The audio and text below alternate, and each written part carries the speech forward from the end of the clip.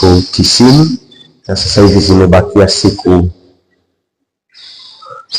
87. Leo si ndo na 8 ilikuwa na 7. Mwangalie jirani yako, mwambie siku zinakatika. Mwambie tena siku zinakatika. Usikae kwa hasara. Amen. Amen. Cha kwanza jana nimeongea ya kwamba tunaenda na toba iletayo mabadiliko binafsi. Toba iletayo mabadiliko binafsi.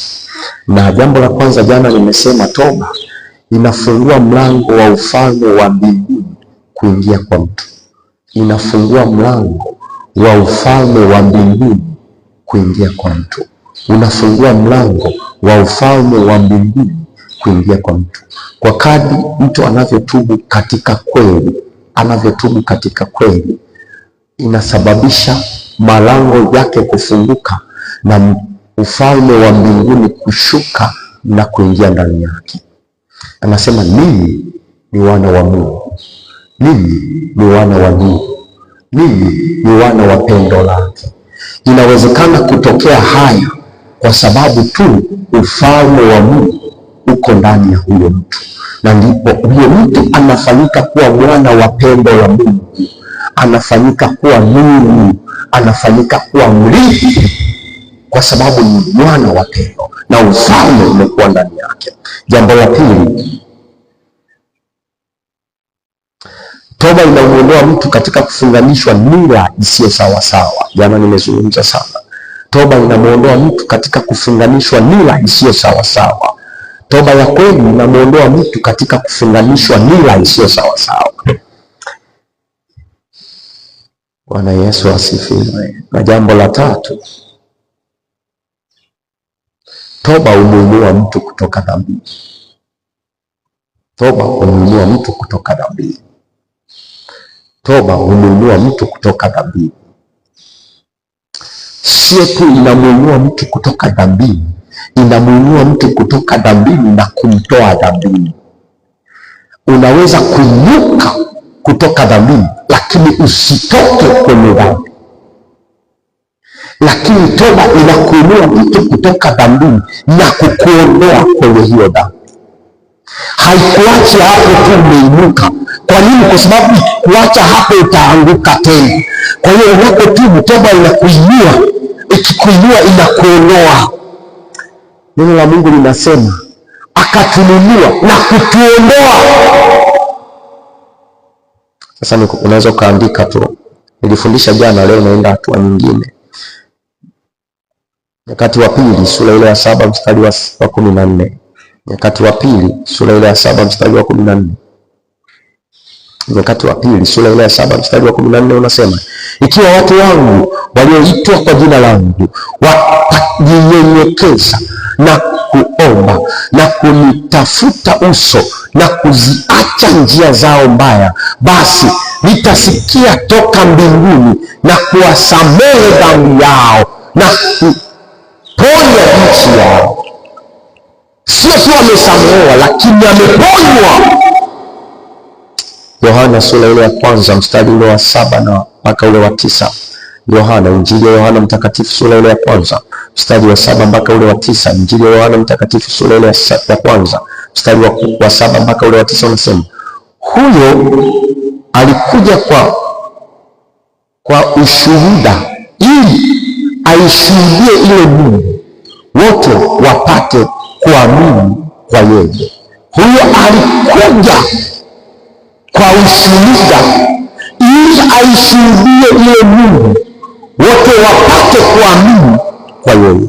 Mstari wa 8, huyo hakuwa ile nuru, bali alikuja ili aishuhudie ile nuru. Mstari wa 9, kulikuwako na nuru halisi amtiaye nuru kila mtu. Kulikuwako na nuru halisi amtiaye nuru kila mtu, akija katika ulimwengu. Niliwaambia jana, nilisema na ninyi au nilisema na mtu mwingine nafikiri, wakati ninaongea na watu. Kuwepo na nuru ni jambo moja, kutambua nuru ni jambo jingine. Kuwepo na nuru ni jambo moja, kutambua nuru ni jambo jingine. Wewe hujawahi kumuona mtu unamwambia aende sehemu na taa inawaka lakini anaogopa kwenda? Taa ipo, mwanga upo, lakini hofu ipo. Haiondolewi kwa sababu ya taa ipo. Nuru ipo, lakini mtu hajaondoka katika hofu kwa sababu ya nuru. Hana nuru ndani, iko nje, lakini ndani hana nuru. Kwa hiyo ya nje haimsaidii kwa sababu ya ndani haijawaka. Ili msaidie ya nje, lazima ya ndani iwashwe. Inaeleweka? Mwangalie jirani yako, mwambie nuru ya nje haisaidii kama nuru ya ndani imezima.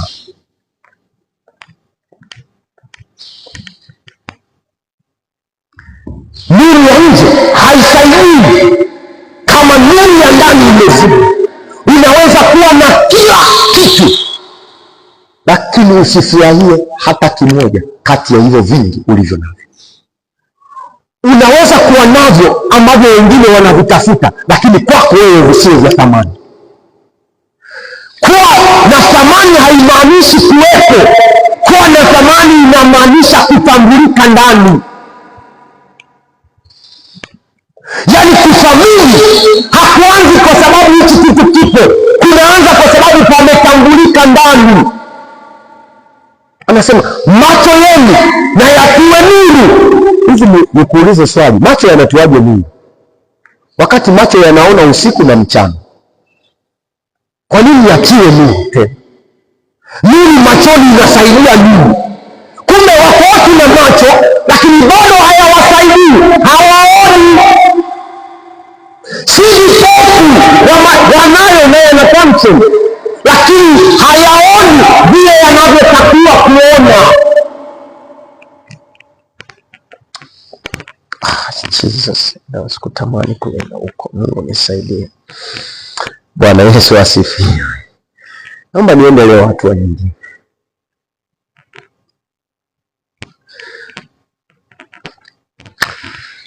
Nimepata wakati mgumu sana nikiangalia hivi crowd. Unajua ukiwa unafundisha ukiangalia hivi crowd unauia demu.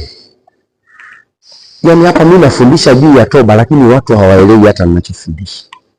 Wanasikia lakini hawaelewi nafundisha nini. Yaani nikiangalia hivi crowd inaniambia tunakusikia kabisa, tunafungua Biblia kabisa, tunasoma mistari kabisa, lakini hatuelewi unazungumza juu ya nini.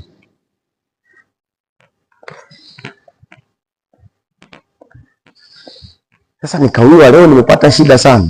Jamaa najua nimehangaika kwa sababu mimi nilishaenda mbele, yani naenda mbele. Najua huku mbona nilishafundisha habari za toba, nilishafundisha habari za watu kutubu, lakini nikabidi nirudi nyuma. Kwa hiyo nakurudisha nyuma hatua mbili, alafu tutaendelea mbele.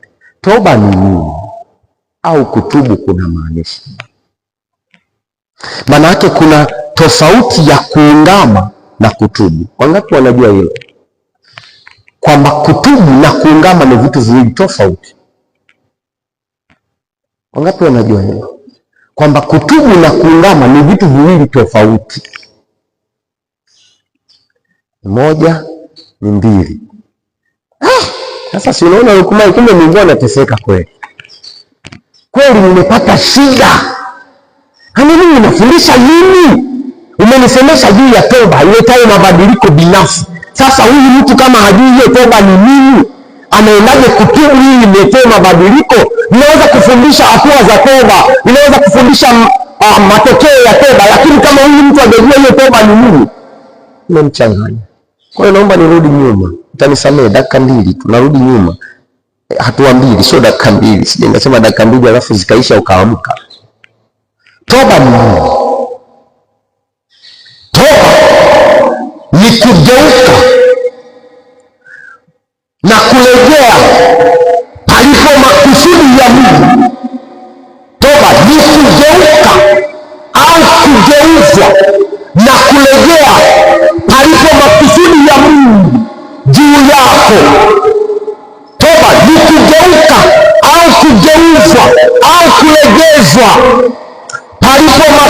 kusudi ya Mungu juu yako na kuumbwa kwako na kuweko na uhai wako. Nisikilize, hivi vitu vitatu ni muhimu: kugeuka, kugeuzwa, kurejezwa kwenye kusudi la kwako, ambalo katika hilo ndilo Mungu alilokuumbia. Kwa hiyo unapotubu unageuka. Wana wa Israeli wakaambiwa geukeni.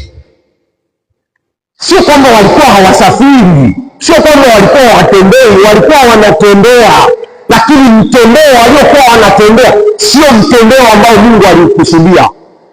Walienda, lakini walipoenda siku ambapo Mungu alitaka waende. Wao safari ilikuwa kutoka Misri kwenda Kanaani, lakini hawakuwa wanaenda Kanaani, walikuwa wanazunguka milimani. Kwa hiyo kiwango cha kuzunguka, Mungu akaona watu wanapoteza muda, wageuke ili waende kwenye kusudi. Yaani warejee kwenye kusudi, warejezwe kwenye kusudi. Kwa hiyo Mungu akawageuza kwa kuambia geukeni. Na kile kitendo cha kuambia geukeni kilikuwa kinawatoa kwenye njia zisizo za Mungu, kinawapeleka kwenye njia zilizo za Mungu. Kwa hiyo kilikuwa kinawaondoa kwenye makusudi yasiyo ya Mungu, kinawapeleka kwenye makusudi ya Mungu ya kwenda Kanaani, sio kuzunguka jangwani. Kuna watu wengi wanaishi lakini hawaishi katika kusudi, wanazunguka. Nisikilize, kuna watu wengi wako na uhai lakini sio katika uzima. Yaani wako na uhai lakini sio katika uzima. Kwa hiyo toba ni kugeuka, ni kugeuzwa, ni kurejezwa palipo kusudi ambalo kwao ndilo inayotolea hesabu siku ya mwisho. Unaangalia mwenzako, mwambie toba ni kugeuzwa, ni kurejezwa palipo kusudi, ambako parapanda ikilia utatolea hesabu.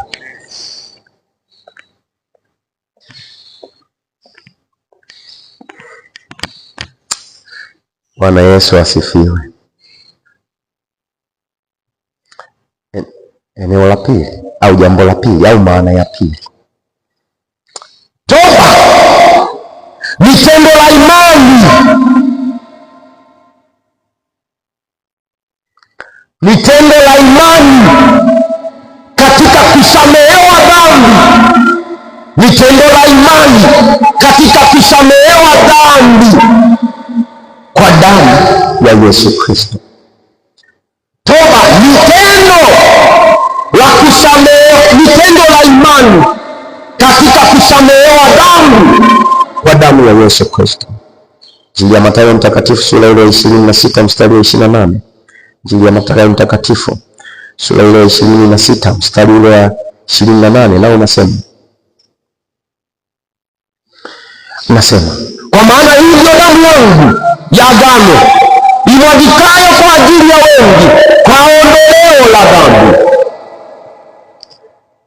Kwa maana hii ndio damu yangu ya agano, ya agano, ya agano. Agano ni kusudi, angesema ya kusudi la mimi kuumbwa, la kusudi la mimi kuwaokoa, ya kusudi la mimi kuwaponya.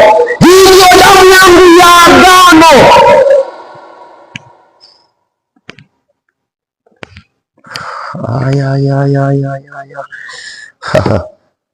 Imwagikayo kwa ajili yetu kwa ondoleo la dhambi.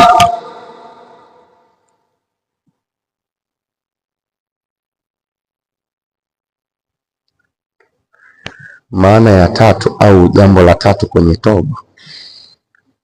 Toba si maneno. Nisikilize. Toba si maneno. Toba ni maneno yenye vitendo. Toba ni maneno yenye vitendo. Toba ni maneno yenye vitendo. Ndio maana hapa tuliposoma juu anasema hii ni damu yangu ya agano. Kitendo ni agano. Kitendo ni agano. Agano la nani? Anasema imwagikayo kwa ajili yenu. Yenu sio neno. Yenu ni kitendo cha mtu. Kuna mtu pale imwagikayo kwa ajili yenu. Kwa nini inamwagika? Kuna kusudi, kwa kuondoa dhambi, kwa kukurejesha. Kwa hiyo toba si maneno. Toba ni maneno yenye vitendo. Ningekuwa nimepata nafasi ya kuongea na platform ya wanandoa wangenielewa vizuri. Yaani nasema hivi, toba sio maneno, ni samehe. Ni kusamehewa na kuacha. Sio tu kusamehewa, ni kusamehewa na kuacha na kuondokana. Kama ilikuwa ni tabia iliyoleta uharibifu, kwa hiyo unapoomba msamaha kwa hiyo tabia, ni lazima kuiacha hiyo tabia na kuondokana na hiyo tabia. Kwa sababu nafundisha makundilika tofauti, nisiende huko sana. Mungu anipe neema yake wakati mwingine. Bwana Yesu asifiwe. Warumi sura ile ya 2 mstari ule wa 4 mpaka ule wa 8. Warumi sura ile ya 2 mstari wa 4 mpaka wa 8. Warumi sura ile ya 2 mstari wa 4 mpaka wa 8 anasema, au wadharau wingi wa wema wake na ustahimilivu wake na uvumilivu wake, usijue ya kuwa wema wa Mungu wa kuvuta upate kutubu? Au wadharau wingi wa rehema zake na ustahimilivu wake na uvumilivu wake, usijue ya kuwa wema wa Mungu wa kuvuta upate kutubu? Mstari wa 5, bali kwa kadri ya ugumu wako, na kwa moyo wako usio na toba, wajiwekea akiba na hasira kwa siku ile ya hasira ya ufunuo wa hukumu ya haki ya Mungu. Mstari wa 6, atakaye mlipa kila mtu kwa kadiri ya matendo yake. Sio maneno. Toba ni matendo, ni maneno yenye vitendo. Ni muhimu kuzingatia hilo, kwamba toba ni maneno yenye vitendo. Mstari wa 7 anasema, wale ambao kwa saburi katika kutenda mema wanatafuta utukufu, heshima na kutokuharibika, watapewa uzima wa milele. Mstari wa 8, na wale wenye fitina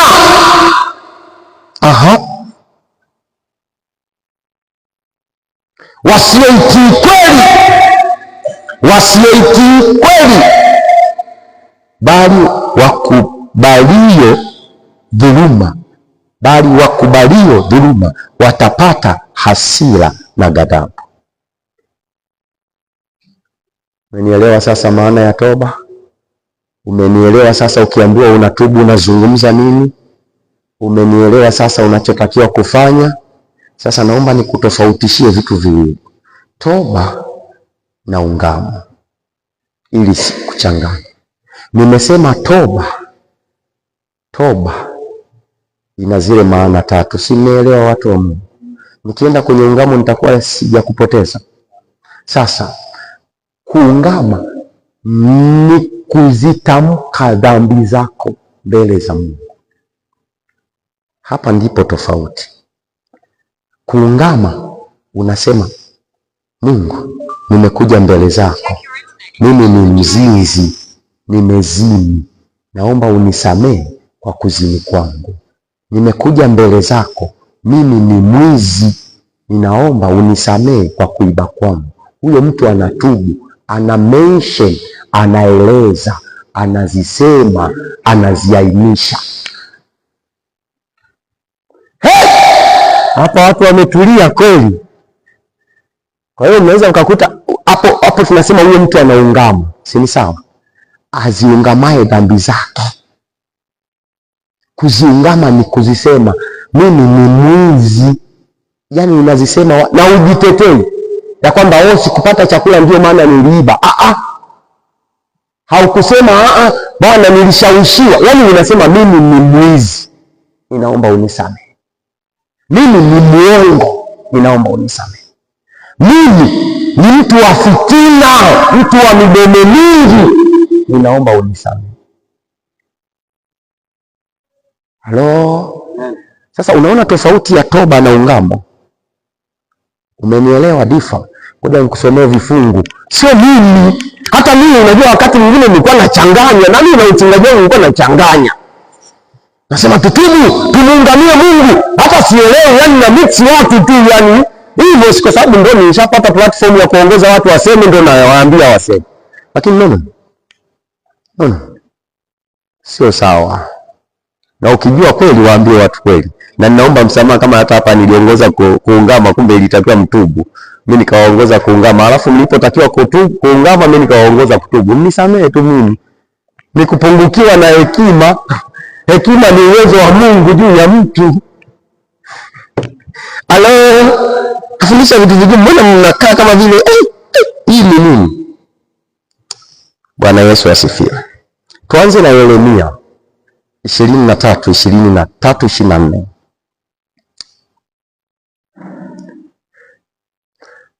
Kwa nini kwenye kuungama lazima uziseme? Kwa sababu Mungu hauna cha kumficha. Yaani huwezi kusema siwezi kuzisema kwa sababu naweza kuzificha, hajaziona. Yaani Mungu huwezi kumficha. Kwa hiyo unaungama kwa sababu anajua, na anajua hata vile ambavyo watu waliokuzunguka hawavijui. Nisaidie chap basi. 23:24. Je, mtu yeyote? No, 23. Anzia 23. Mimi ni Mungu aliye karibu. Sema Bwana.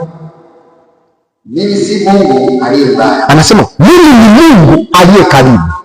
Asema Bwana, mimi ni Mungu asiye mbali. Alafu je, mtu yeyote aweza kujificha mahali pa siri nisimuone? Asema Bwana. Je, mbingu na nchi hazikujawa nami? Asema Bwana. Sasa kwa sababu hiyo, wakati unaiba alikuwepo. Hisi. Okay. Unafoji, unafanya anakuangalia tu. Wakati unazini, unakimbia, unaenda kona huko, chodi ndio huko, yuko na wewe tu.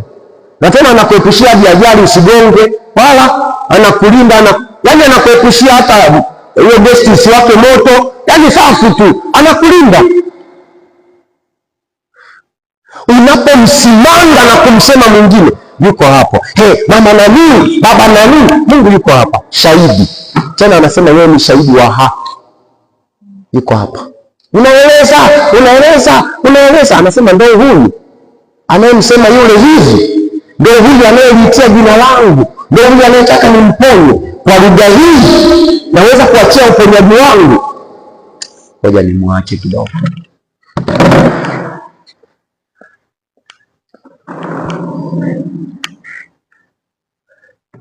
Unanielewa watu wa Mungu? Sasa hapa kuna vitu vichache utanisaidia. Yeremia 8:6. Tutaelewana. Kuungama ninazungumza tofauti ya kutubu au ya toba na ungamo. Tofauti ya toba na ungamo. Na hapa mtanielewa waiteni wenzangu, tukija Jumapili tunafanya ungamo. Na ndio maana waheshimiwa tu nafikiri wale tutangulia walipata hekima wakasema dhambi nilizozifanya kwa kuwaza na kwa kunena na kwa kutenda. Sasa kwenye kutenda wewe ndio unajua, kwa sababu ulivyotenda wewe hizo dhambi na mimi nilivyotenda ni tofauti. Kwa hiyo tunapoziainisha haziko sawa. Ulivyowaza na nilivyowaza ni tofauti. Nilivyonena na nilivyonena ni tofauti. Unanielewa? Yeremia 8 sawa sasa. Ndio. Nalisikiliza nikasikia, lakini walisema sio sawa. Nalisikiliza nikasikia. Nisikilize.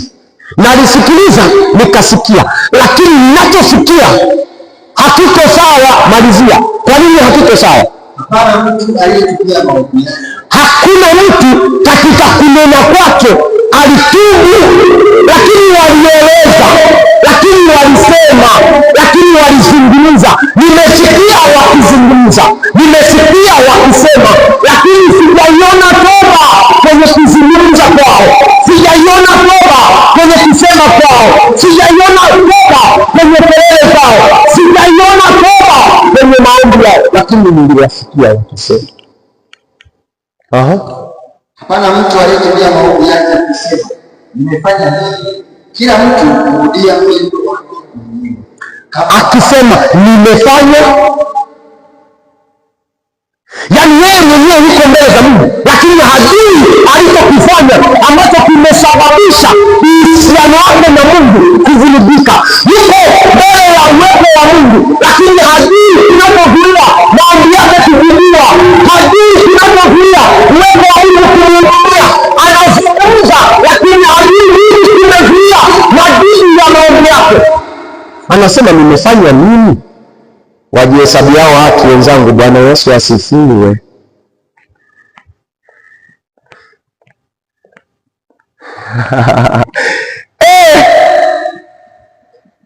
Mwangalie jirani yako, mwambie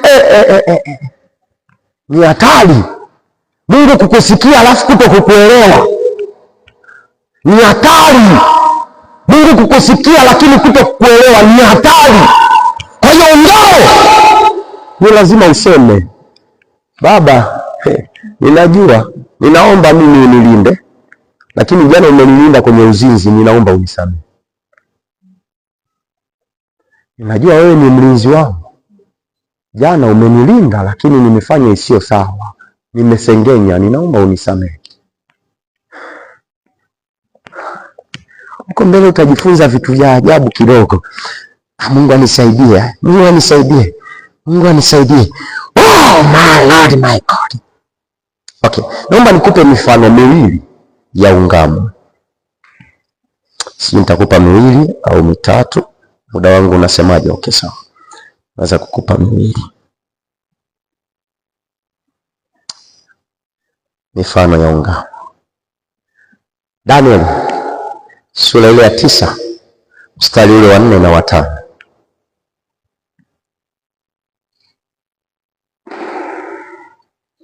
Daniel, kitabu cha Daniel 9:4-5. Neno la Mungu linasema, nikamwomba Bwana Mungu wangu, nikaungama nikasema. Nisikilize, nikaungama nikasema, Bwana Mungu mkuu, mwenye kutisha, ashikaye maagano ya rehema kwa wapendao, na kuzishika amri zake. Tumefanya dhambi, tumefanya ukaidi, tumetenda maovu, tumeasi, na hata kwa kuacha mtumishi wake hukumu zako, wala kuwasikiliza watumishi wako manabii, ambao kwa jina lako tusifu wetu na wakuu wetu na baba zetu na watu wote. Rudi juu pale ya kwamba tumetenda dhambi. Ndio.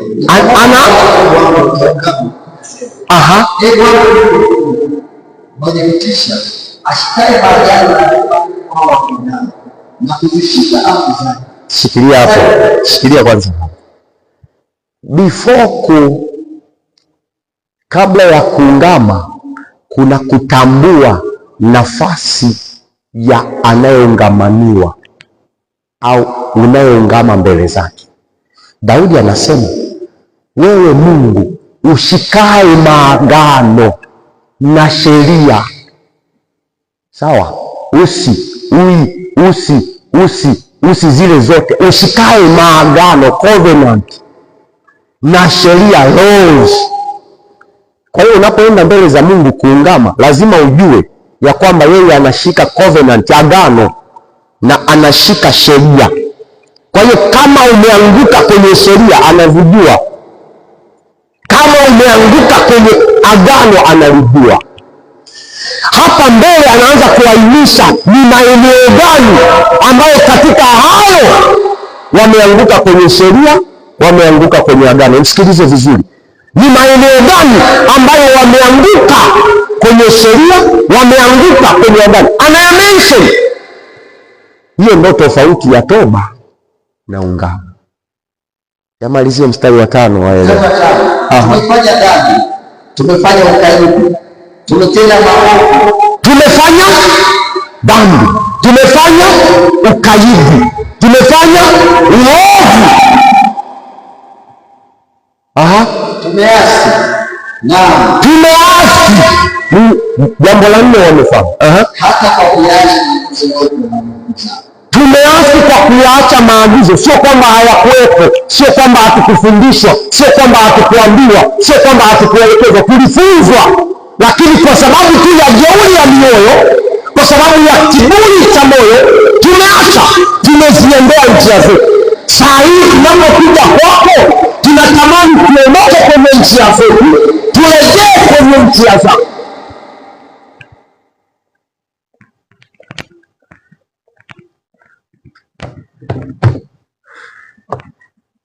Wala kuwasikiliza watumishi wako manabii ambao kwa jina lako walisema na wafalme wetu na wakuu wetu.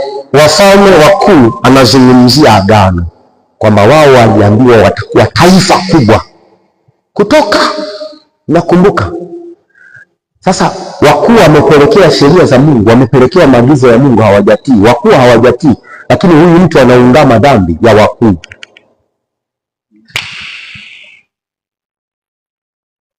Anaungama dhambi ya wafalme. Kwa nini? Kwa sababu anajua wakipigwa, wamepigwa mpaka wao.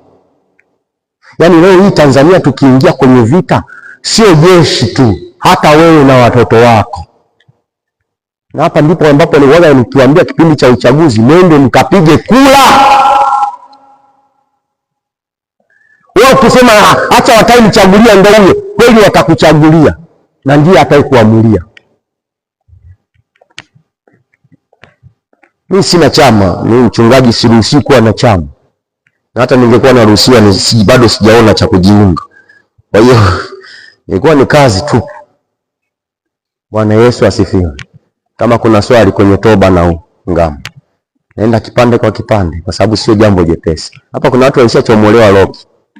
Yaani hapa loki ilishachomoka. Naelewa, mimi sinawaangalia hivi. Naelewa. Halo, mwangalie jirani yako, mwambie huwa unatubu, huwa unaungama, au huwa unasemaje? Kuna eneo la tatu ambalo watu wengi wanachanganya, mimi sijasikia, lakini ninayo pale nimeandika. Kuna kitu cha kuomba rehema.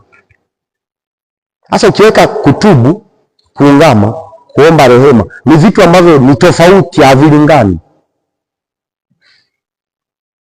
Yaani kuomba rehema ni bado una dhambi yako, lakini unaomba kuvushwa hatua pamoja na dhambi. Sio dhambi iondoke, ipo, na ndio ile ambayo mliambiwa, ukiomba toba juu ya misingi ya vizazi, ukaomba vizuri, ndugu zako hata ambao hawajaokoka watakula hayo matunda, watastawi, lakini sio kwamba wataondoka kwenye dhambi.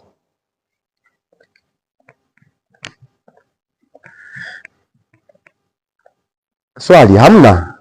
Sio, namaliza mimi, nafunga, siendi hatua nyingine. Hizi mbili leo zinatosha. Mimi mwenyewe zimenichanganya leo, nimekaa pale yaani leo nimehama kanisa zima. Kanisa zima. Wewe nilikuwa naona na mimi nachomolewa roki yani. Sio mchezo, unaleta mambo haya ni ajabu kweli. Na hapa nikakumbuka wamama wao mnasema, mume wangu nimetubu. Umetubu kabisa? Umetubu kabisa? Kabisa? Au naomba msamaha? Maana kuomba msamaha na kuomba kutubu ni vitu viwili tofauti.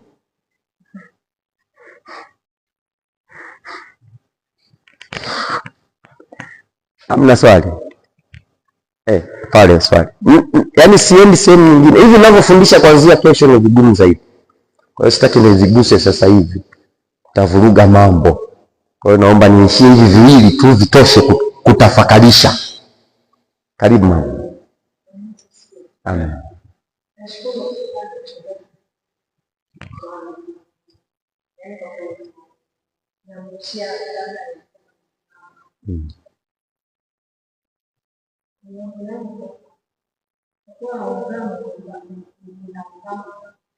Ndio.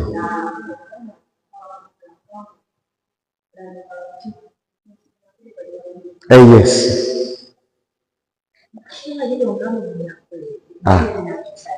Ndio.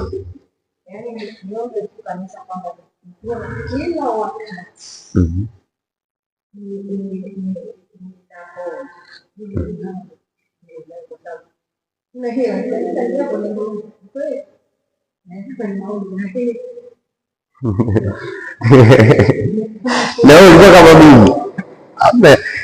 Hii hapa hatuchekani, yaani hii noma hatuchekani. Yaani kuna mtu alikuwa akianza anaomba toba, anaomba rehema, anaomba ungamo, anaungama, anatubu, anaomba rehema, yaani hilo ndani, yaani nguvu zote. Kumbe kila kitu kinaenda eneo lake.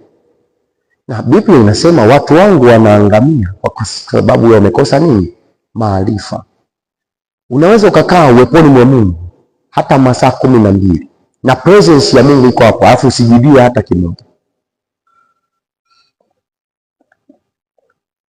Yaani unaweza kuwepo kwenye uwepo wa Mungu hata masaa 24 na ukazungumza frequently masaa 24 frequently, alafu usijibie hata hichi. Mimi mchungaji wenu nimemtokea, sio mara moja. Mimi sinaendaga utulivu, nyie hamjui mambo ya utulivu, mnakataa, mnapinga. Sawa, lakini tuko pamoja, tutaelewana baadaye. Unaenda utulivu, ni kimya, huwezi kutamka, huwezi, na presence imeshuka ya kutosha.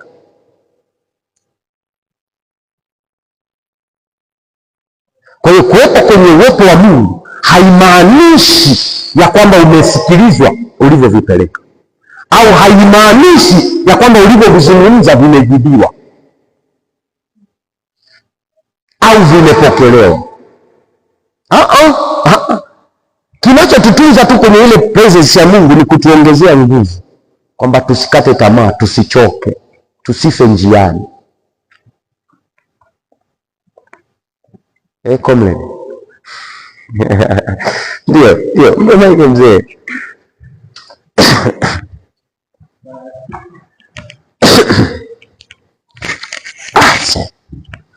Unajua maungamo kusoma na wale, lakini kiroba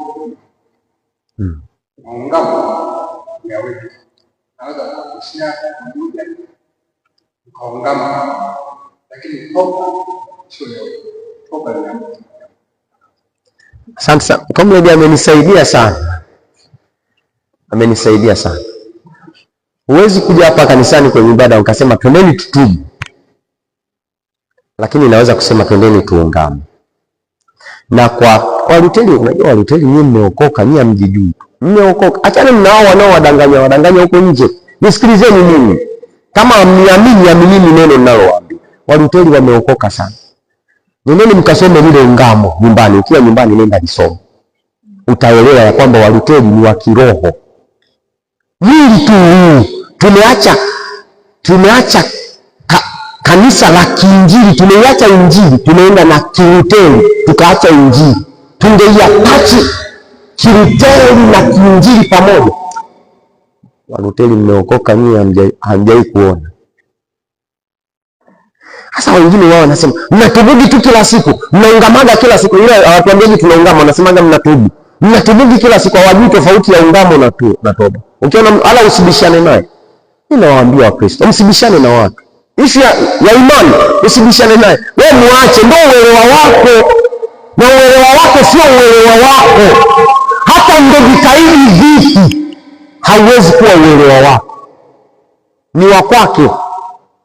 Siku moja mtu mmoja akaniambia, sasa mimi si unajua, mimi nakutana na wachungaji wa kila aina sio Waluteri tu, wote. Mmoja akasema, "Oh, utakiwa kuwa Lutheran. Unatakiwa kuwa Pentecost." Kaambieni niambie. Nini yani kinatoka? Yaani ingekuwa Pentecost ingekuwa mbali. Kaambia, kwani hivi sasa hivi niko karibu mpaka nimekutana na wewe? Si niko mbali tu. Kwa kuna watu wala msibishane nao. No, msibishane. Kuna maeneo hayo ya toba, ungamo, ubatizo, wokovu. Natamani huko mbele Mungu atusaidie. Huko mbele Mungu atusaidie. Si hamna swali jini. Kuna pale. Wape watu maiki waulize maswali. Hapa leo najibu maswali tu. Kwenye hayo maeneo mawili. Kesho naanza kipengele kingine. Nikianza sasa hivi sitamaliza, afu mtakwazika. Tamaliza usiku. Amen. Sisi ndio wahubiri ambao tunaruhusu watu kuuliza maswali. Washa maiki. Amen. Nashukuru kwa maelezo. Wakati tulipokuwa tukielezea nikaanza kuelewa. Lakini kama tusiangalie kwa ilikuwa labda walikuwa ni kweli. Ambao uelezea kwamba ndio maana ni kwamba uweze kutoka bila kukiri makosa yako. Ndio. Na ndio uelezea hivyo. Je, msingi ni toba ila ungamo linakamilika au labda lazima kwanza na ungamo kwanza? Yes. Ukishalianza ungamo ndipo unaweza kutoka, kwa sababu ungamo linahusisha nafsi. Tunaelezea kwamba ungamo unatoka kwa jinsia. Yeah. Lakini ile kwa sababu ungamo unatumia sababu moja ile sababu inahusisha nafsi, na mwisho wa siku akiungama akapata ile sababu akaacha je, ungamo na toba unaenda pamoja kama kimoja bila kingine? Okay, sawa. Ameenda kwenye kitu kinaitwa hatua za toba. Huyu jamaa Rukumai, daktari mwekeni kwenye maombi. Kila ninavyofundisha daktari ananipelekaga mbele. Kwa hiyo anaona kule naenda. Lakini yeye ananiombea, Rukumai, daktari uende ripoti kwa Rukumai pale. Au anaenda kule naenda. Kwa hiyo huwa ni mtu ambaye anaweza kuona kesho tunaenda wapi. Hapa nimesema sitaki kwenda huko. Kuna hatua wengine wanafundisha hatua 14 za toba. Mimi sitakufundisha 14, nitakufundisha hatua 9 tu. Hizo nyingine utaongezea. Nitakufundisha hatua 9. Sasa utaelewa kama unataka toba yenye majibu, huwezi kuacha ungamo. Lakini kama unataka toba yenye maneno, tumesema toba sio maneno, ni vitendo, si sawa? Lazima uanze na ungamo lililo kamilifu, lenye ujazo, ndipo uende kwenye toba. Usipoanza kwenye ungamo lenye ujazo ukaenda kwenye toba, wewe unaongea. Sawa sawa na Daudi. Nikasikia wakisema, lakini hakuna aliyesema sawa. Sasa kwa sababu nafundisha mnani hatua, sijui kama hiyo nimeiweka, lakini mama pale nyuma, pale nyuma, yes.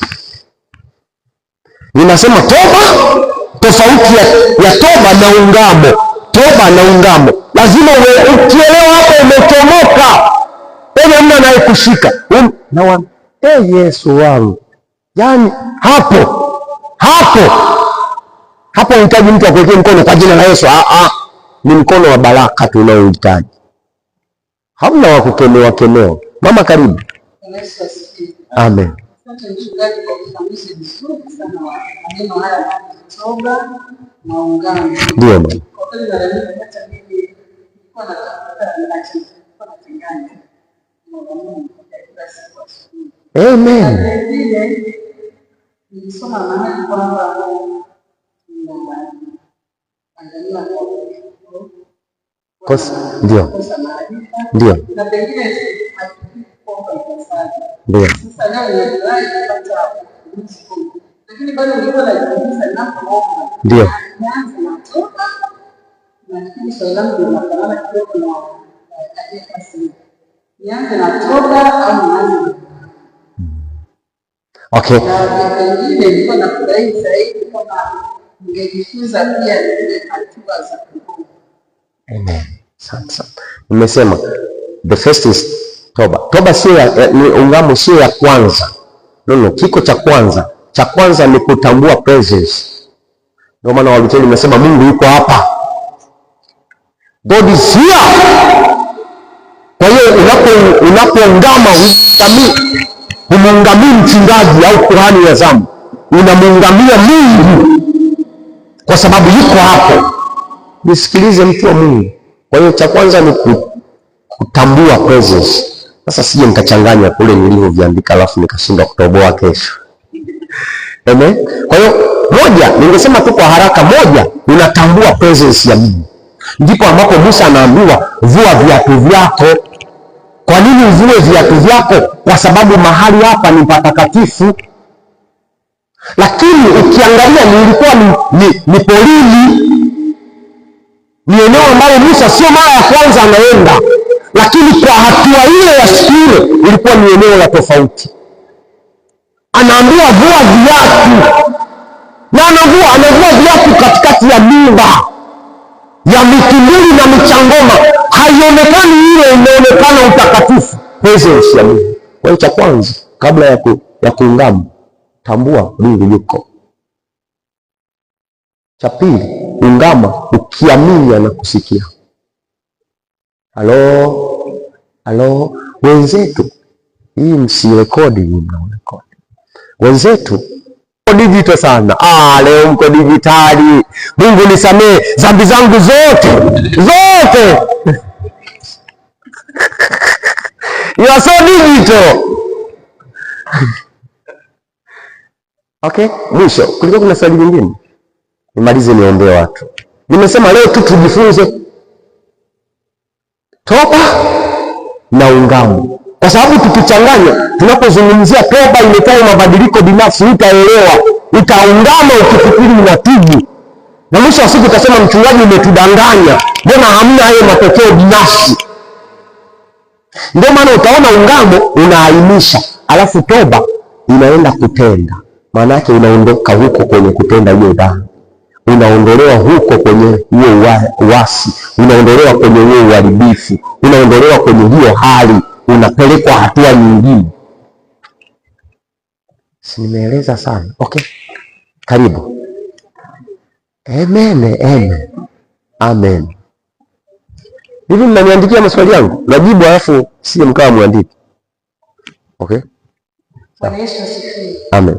Asante kwa ufafanuzi mzuri kati ya toba na ungamo.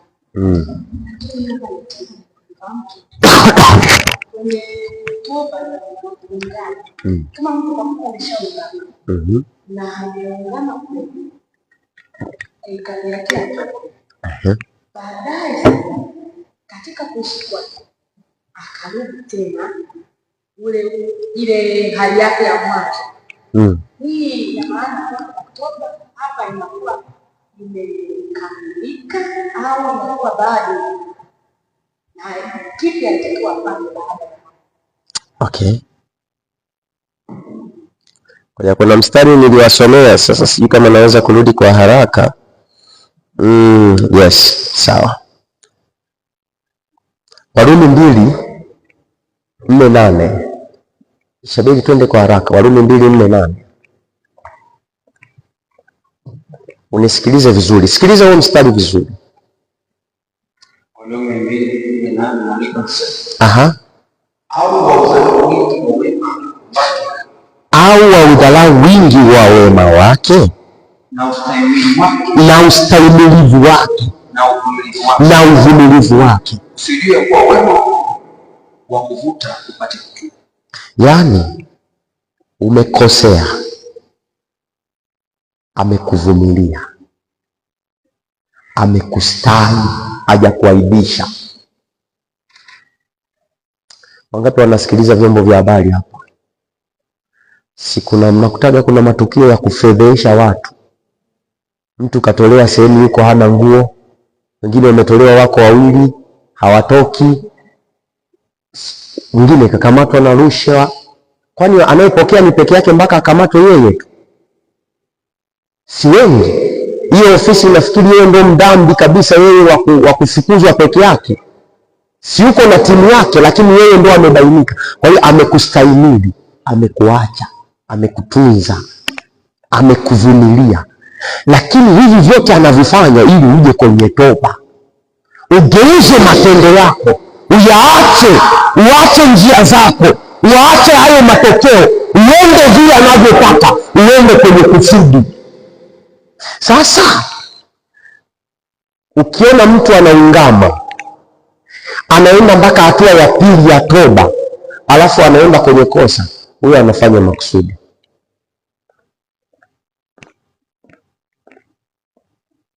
Moja, anafanya makusudi. Eneo la pili, ameingizwa jaribuni. Sasa hili la pili sitaki kulieleza sana kwa sababu wengi mtajitetea.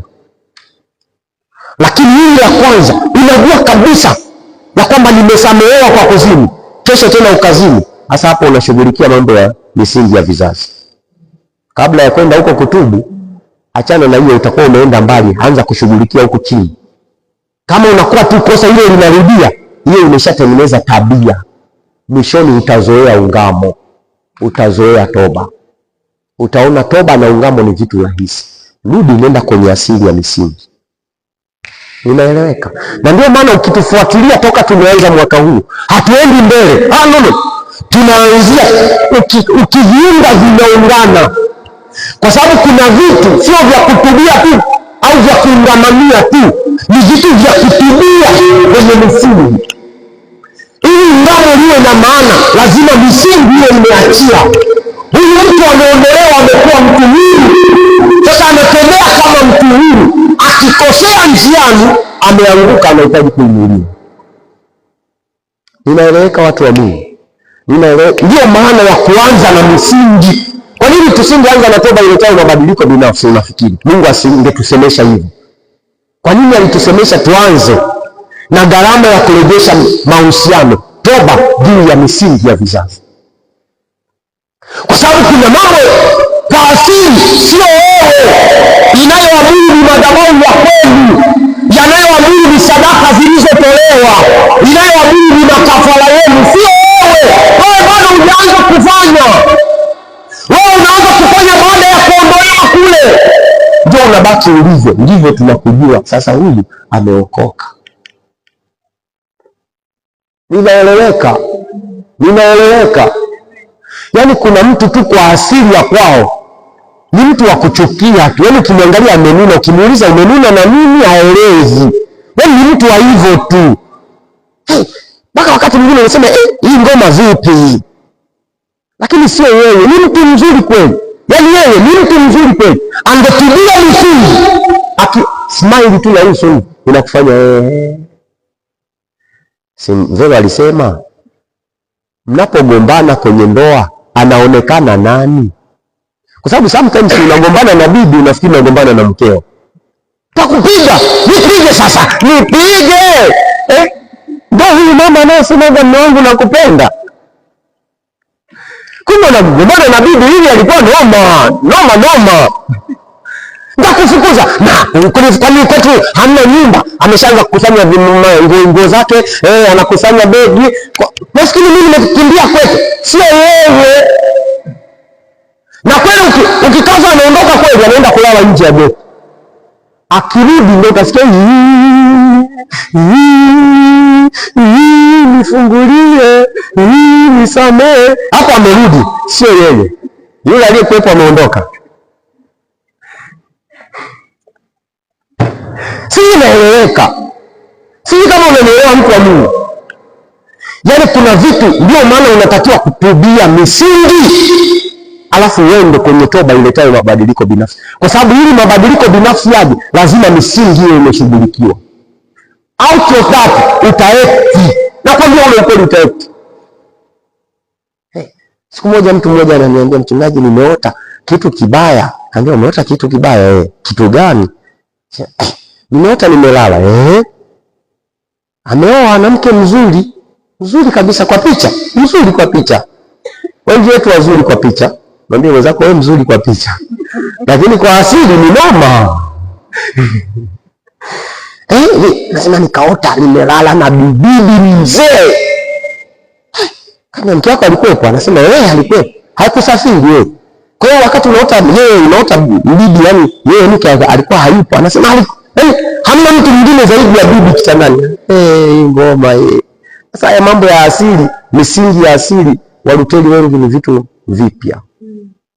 Ni sawa. Na unavyovifundisha jitoe kafara, utashtakiwa, utapelekwa mabarazani, yani ni vurugu. Mpaka tumetoboa mwezi, sio mchezo. Sio mchezo. Yani wenyewe wanaona kama sio vitu vyao hivi, asili haiwahusu hivi. Nikamwambia sawa. Uliota bibi anafananaje? Akieleza, anamueleza kama ni bibi wa mkewe. Sasa amefikaje kitandani kwake? Na hayupo, hata yeye mwenyewe hajawahi kumuona. Alisimuliwa. Akisimulia na mke wake ni bibi yake. Sasa kuna vitu baba, mimi ndio maana Biblia mimi naipenda Bible. Ikasema hivi, ikajua kwamba hamna wisdom ya kutosha, akasema hivi, mwenende na hao watu kwa akili.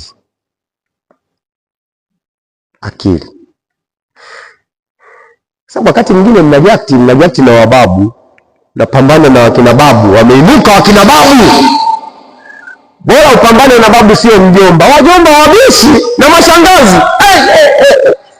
Hao wanaoombea mapepo wanajua likiinuka pepo la shangazi, hapo mjue maji yawe karibu, mtakunywa hata galoni 2. Shangazi wabishi, hata ukienda kutoa mali. Si mko hapa mashangazi? Haujaleta kitenge, yaani kitenge kivunje ndoa, kitenge. Mashangazi noma. Sasa wajomba ndio ungeleta koti la babu, wewe ungeleta mkaja wa mjomba sijui nini. Yaani tusimamishe ndoa kwa sababu sijui naeleweka watu wa Mungu.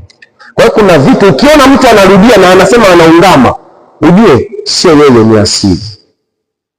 Hiyo ni indicator mojawapo ya kujua huyo mtu anaongozwa na misingi ya asili. Hatukusema hapa, nafikiri Mungu atatupa neema huko wakati mwingine.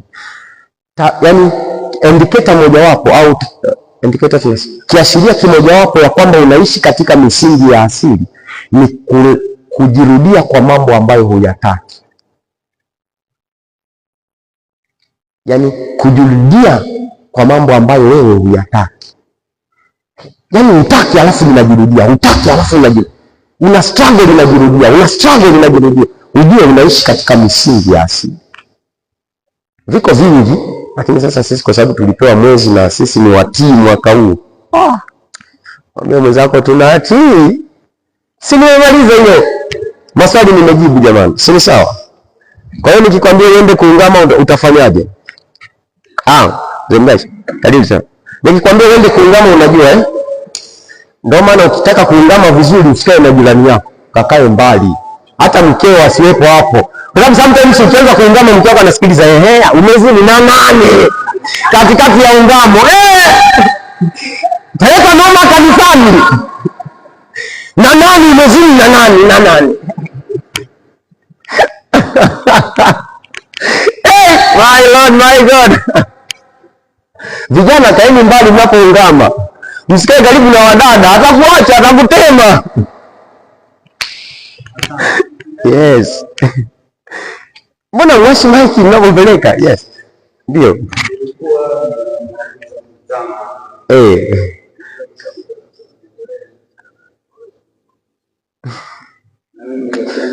Usimuulize anaungamia nini?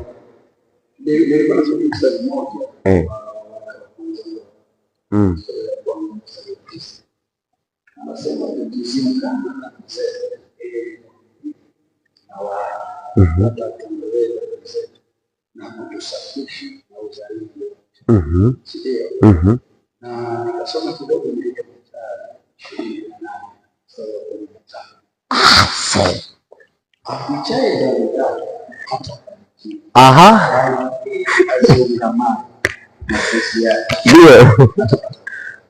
Sasa yeye azongamana. Nikasema hivi ndio akisema kuziacha, maana yake ya toba. Yes. Kwa hiyo mimi kama sijakosea, ndio naona kama toba ni matokeo,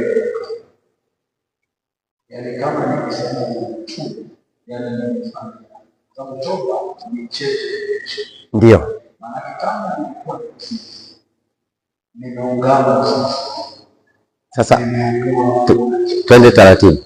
Umeungama udhinzi ambao ulishatokea, umetokea, umeungamia kilichokuwa kimefanyika, alafu hatua ya pili hakitafanyika, yani hutaki kukifanya tena, sawa? Kwa hiyo hapa umesamehewa ya kwamba wewe uzinzi nimekusamehe, nimekufutia, lakini inawezekana ukatoka umefutia uzinzi ukaenda kuzimu, ukaja ukaungama, usibadilike.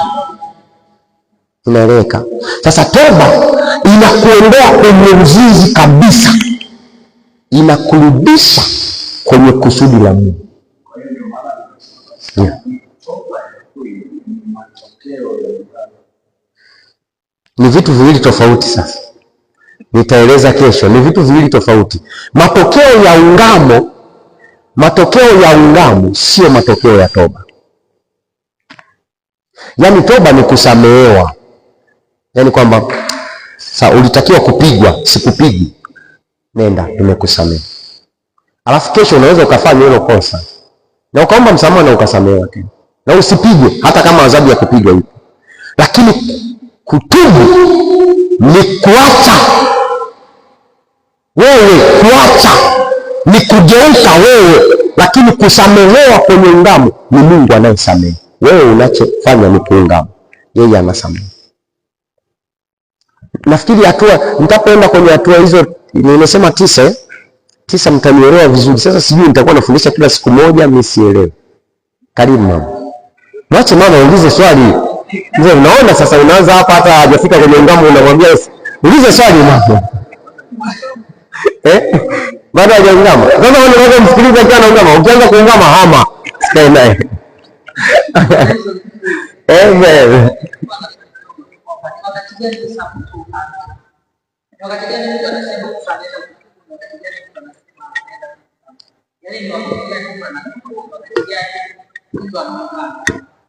Okay.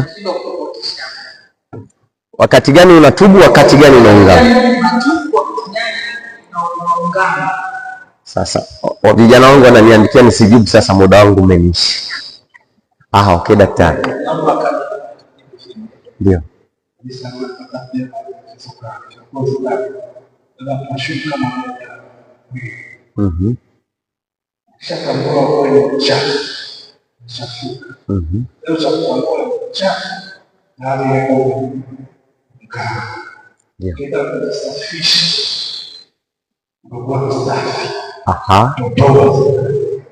Safi sana. Sasa si unaona mimi nimeshajibu swali la Mudasha tena.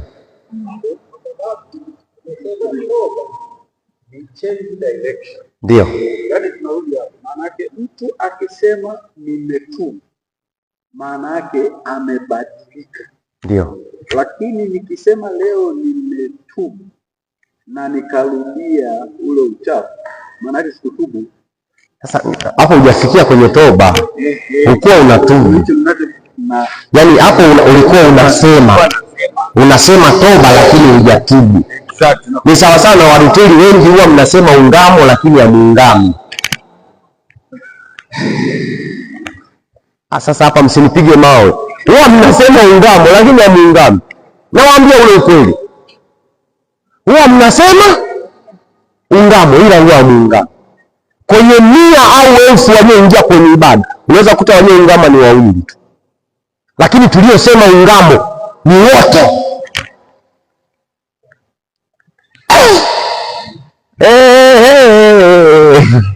Watu wanachomolewa roki hapa. Acha watu wachomolewe roki. Utasemaje sasa? Si ndio tunaenda na 90. Sasa hivi tumebatiza 88, 87. 87. Asante Yesu. Kama ungamo yani mtu yetu anaweza kuungama. Ndio. Akiwa msingi kwa mtu anaweza kuungama. Ndio. Na stadi, lakini toba ni yule mtu ambaye ameshapata baraka ya maisha yake, yani ameshaungama kaja kuomba toba, ndipo badilika, yani mtu anakuwa watu tofauti. Yes. Kwa sababu sasa ndipo kwa amesoma ile mstari maana anasema kwa sababu tunasema akicheza bidhaa atakufanikiwa, bali asipogamani atapata rehema. Kwa maana mimi nikiungama ndipo rehema zinakuja. Anasema atapata rehema. Ndio. Kuna kitu kinaitwa rehema, niliwaambia kwenye rehema na neema. Kwa maana hiyo hili darasa mpaka liishe, wote wachungaji hapa mna mahema. Haya.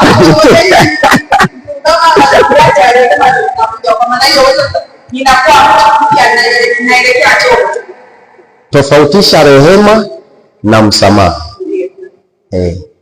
Unaweza ukarehemika lakini hujasameheka, tawapeleka mbali sana.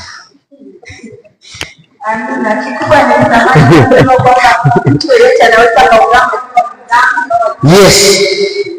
Yaani watu wengi, ngoja niwaambie, dhambi ni kitu kinachofahamika.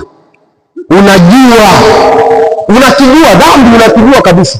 Hapa hapana, nimefanya isiyo sawa. Na moyo unakushuhudia. Hiyo ndio mbaya ya dhambi. Moyo unashuhudia au roho inashuhudia ya kwamba hichi sio sawa. Tofauti na dhambi ya asili ya misingi, hamna kinachoshuhudia. Unaona ni sawa. Yaani kuzini ni sawa, kulewa ni sawa, kudanganya ni sawa. Yaani huoni shuhuda ndani yake ya kwamba sio sawa unachokifanya. Kusengenya ni, yaani wewe unaona ni sawa. Na hata mtu asikwambie kwa nini unasengenya, unasema kwa hiyo yaani wewe unataka nini? Yaani kwenye misingi haya yanaitwa makosa, yanaitwa uovu. Hayaitwi dhambi. Kwenye misingi yanaitwa uovu. Baada ya misingi inaitwa dhambi. Na nirudisha darasa la mwezi uliopita.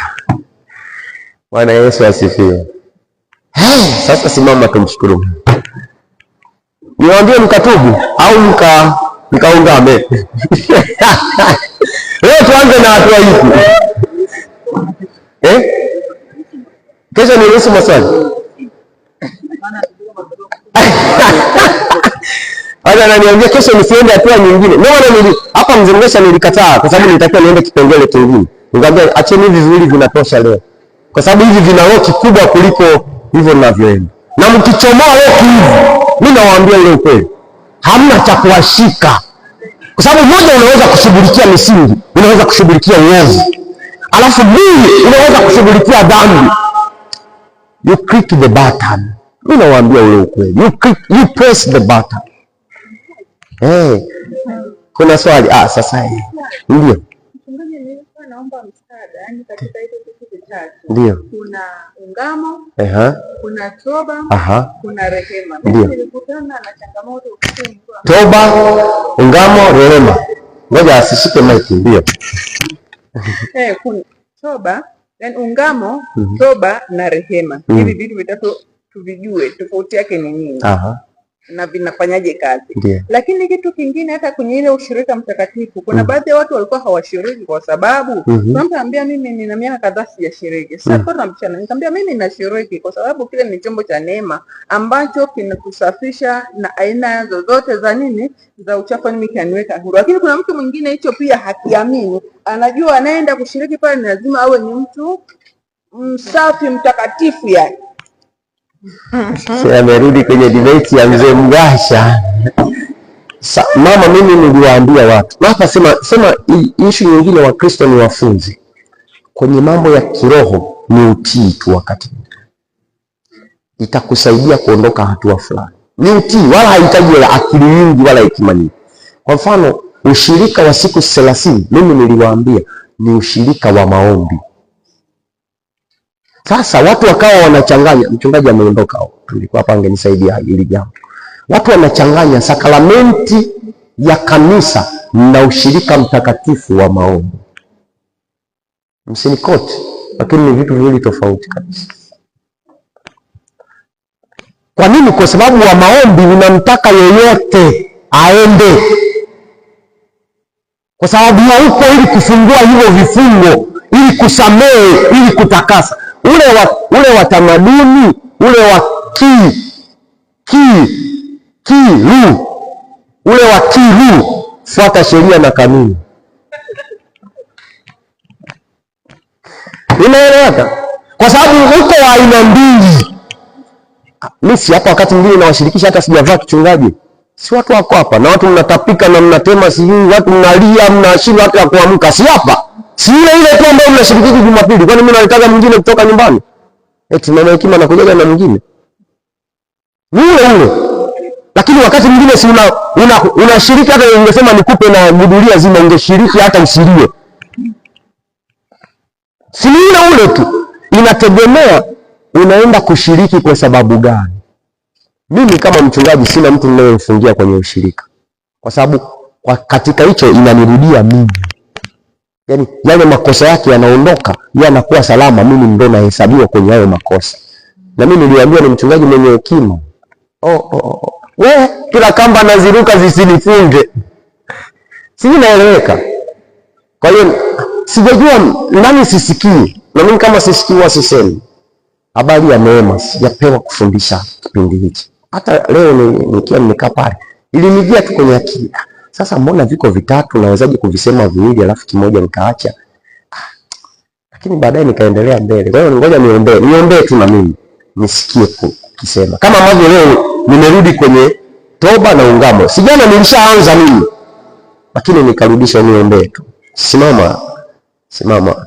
Ukoma shika maiki uombe tu.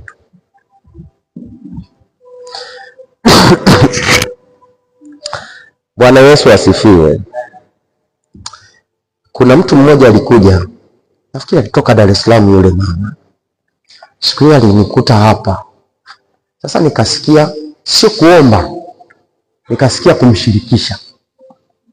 Mimi sikuomba, na kibegi changu ofisini wanajua, wakiniona na kuja nacho huko wanajua ni noma imetokea.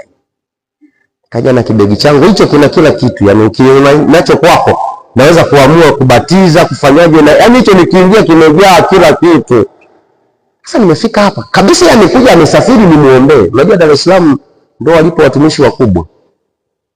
Si ndio wale wanaoheshimiwa. Alafu ananiambia amesafiri kuja Dodoma kuniona. Kapata shida, lakini wakati napata shida ndani nikasikia wala hiyo sio kazi yako, ni kazi yangu. Nikachukua sakramenti nikamshirikisha. Kile kitendo cha kumshirikisha alinyamaza pale madhabahuni kimya. Nikasema na mimi sisikii kuomba. Sikuomba. Anagalagala hapo madhabahuni, wewe cheza tu unavyoweza.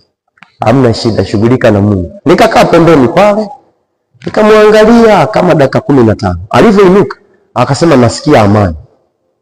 Kaambia nenda kwa amani ya Kristo.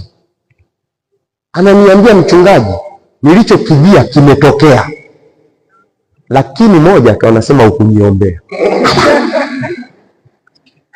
Yaani alichokijia kimetokea, lakini sikufanya nini?